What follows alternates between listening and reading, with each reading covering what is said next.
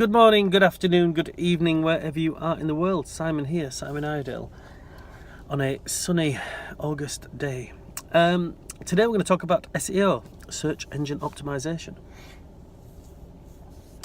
So sorry it's taken me so long to get a video together. I've been really busy, now writing a book of all things. Started to put down all my blog content into one big document, and all of a sudden I realised I had about 10,000 words, so I carried on, and now at about 20,000 words, which is fantastic. Really cathartic, but also makes you really push yourself to learn more and more. So I've read more books and listened to more podcasts than anybody else on the planet over these last couple of weeks. It's fascinating, but great for learning. I really enjoy learning, considering I'm so crap at school. I think I've done all right. Anyway, so yeah, a couple of questions around SEO and how to kind of capitalize on being top of search engines and things, which, for those people that know me, know that I have an inherent issue with this concept and this logic. Even our head of search at the lab knows I have an inherent problem with SEO per se. So here's the thing. Here's where it all stems from. Back in the olden days, SEO was a term that was kind of coined around trying to basically cheat search engines. Okay, if you knew the tactics, you could push your website, no matter how good your company was, no matter how brilliant or how crap you were, you could still get to the top of the search engines if you knew the tactics to put in place. And these tended to be really daft tactics, like putting white text on a white background. And obviously these got penalised, called black hat and white hat techniques. The problem that was is there's a load of companies kind of turned up onto the scene promoting themselves as SEO companies, and sort of fudging getting websites to top of search engines, not really bothering too much about the quality of the content. So you'd go onto websites that have hundreds of pages full of really bad content, really just Google food, basically, just tons and tons of keywords all crammed into the site. So it really stopped the user from being able to, have a good experience on the site. Now luckily Google got wise to this and kind of stopped that from happening, and it changes its algorithm as many times it changes its knickers, does Google. And then backlinks are a big thing. So everyone was getting thousands of backlinks to their website, and then Google realised this was a bad thing too, because people again were trying to cheat it. Notwithstanding, backlinks are very important, and I'm going to go on to that in a minute.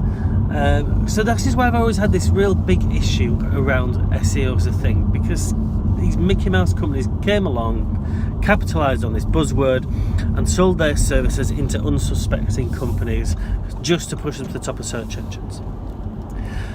Now, it's still tarnished with that brush in my eyes. Okay, now, I agree that there are absolutely a requirement for search engine specialists, for people that can really help and advise you on the best practices of how to make your site rank better. And there are lots of techniques and tactics to do this. So, thought somebody shot me then. So, I'm going to go through some of those now. Before we do though, let's just try and understand a little bit more about how people search and what they are searching for, and why now it's not that much of a big deal to be at the top of the search engine for your business, let's say. I'm going to tread really carefully here, because I know there's loads of people going, what a load of crap. It's not. Right. Okay. We once had a company that we were dealing with. We still actually deal with them a bit now. They wanted to rank number one in the world for Windows. Just Windows. Now please bear in mind, there's some software out there, you may have heard of it, called Microsoft Windows. So their sort of vain ambition was to be number one for Windows. Now what that would have got them was absolutely tons of traffic, without question. But it would have been tons of crap traffic. Okay, because people wouldn't search for double glazed windows, let's say, or sash windows by just utilising the word Windows as a search. Just wouldn't do that. So I have a real problem with this. Also, the fact that you've got AdWords in place now, so PPC, pay-per-click advertising in place. Plus you have localized listings in there as well. And the biggest problem you're going to have from an SEO perspective is that there are companies out there doing exactly what you're doing who started the race 12 years ago, 15 years ago. Okay? So they will always rank higher than you, providing that they have everything in the right place, obviously. Now you'd think by now these big companies out there, they'll have all the proper, really valuable backlinks in place. They'll have a fantastic mobile website. It'll all be AMP, so mobile pages, basically, accelerated mobile pages, which we don't need to go into massive detail now. Just for today's message, for today's video, just understand that your site needs to be mobile responsive. So they'll have all these things already in place, and they will have had for a long time. So it's very difficult for you to kind of come along and knock them off that spot for a particular keyword, let's say.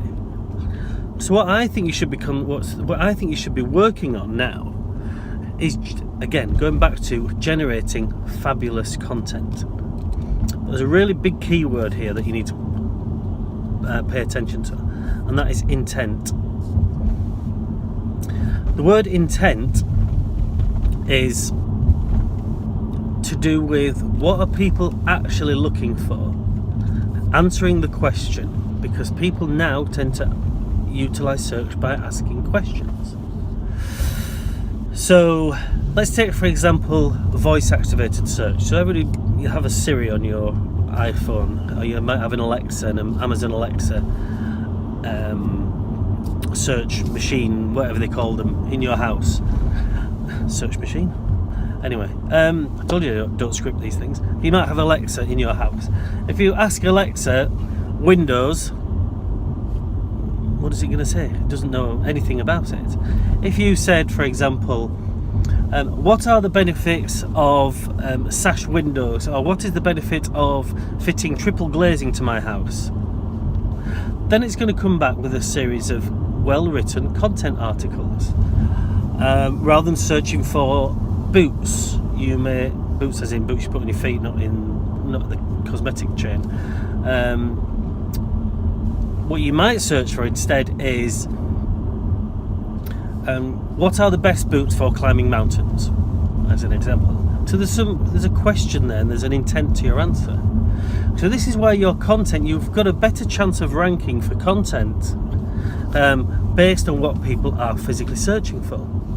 So that's something that I would absolutely do. I would pay attention to that. And there's plenty of tools out there where you can search for what people, how people are searching. So you could use AdWords keyword tool. You can search for look what other people are doing. Look at what articles are out there, what blog posts are out there. Do your own research. Type in what your own questions might be around your business and what you're selling. So as well as that, from an SEO perspective, to try and make sure that you do rank better, there's other various things that you need to do, a few little tips and tricks here. Your site speed is absolutely key. Not that Google not that Google promotes you if you have a faster website, but Google penalizes you if you have a slow website. All your metadata descriptions, whilst they're not as important as they used to be, they're still very, very key, so make sure you do that. Those are all the stuff that goes into your header, and your titles of your pages. Make sure that your content is broken down into really useful, succinct chunks of data. Because what Google also looks at is the time that you spend on the website. And obviously the longer you spend on the website, Google thinks that it's a really informative and good site, so helps rank you that way. So if you've broken your content down into lots of bite-sized chunks and keep people engaged and keep people reading, and are not just full of spammy keywords, then you're going to have people spending lots of time on your site, which again is great. We mentioned mobile before. I still visit massive websites that are still not responsive. 62% of traffic that comes through our companies comes via a mobile device. To not have a mobile based website, a site that isn't responsive, is ludicrous, absolutely ludicrous. So your site has to be responsive. So you have to get everything on your site, the whole content mix, the whole thing needs to be really, really geared towards what your customers, if you want to rank for search, if you want to rank in the search engines, be really geared to what your customers are actually searching for, what keyword strings, what questions they're asking. And when they do land on your websites, make sure that the content that you're giving them is extremely valuable content. Make sure your website is mobile, because invariably they'll ask these questions via a device, an iPad or a mobile phone, or a tablet. They will come to your site, and it has to be a fantastic user experience. When you get to the site, keep them on the site. And once you've kept them on the site, then you should be in a really, really good place. So there you go. So that to me is a much better strategy than trying to force your website to the top of search engines by kind of cheating your way around it, if you like, using techniques to push it to the top of search engines. Quality is quality. Deliver quality, you'll get quality results. There you go. Hope that's been useful. If you've got any questions around this, or if you don't agree with any of it, then that's fine too. I like debate. If you want to comment on it, if you want to add your own bit, if you're a search engine practitioner and you want to add something that I've missed, which is very likely, seeing as I don't script any of these things, it's just off my head, then send those in. Please subscribe. I'm really loving it if you do subscribe. I'm actually building an inner circle now on my website. And that inner circle is all tons of content that I'm writing around anything to do with digital marketing. Great, thank you. Hope you enjoyed it. Have a great day. I'll speak soon.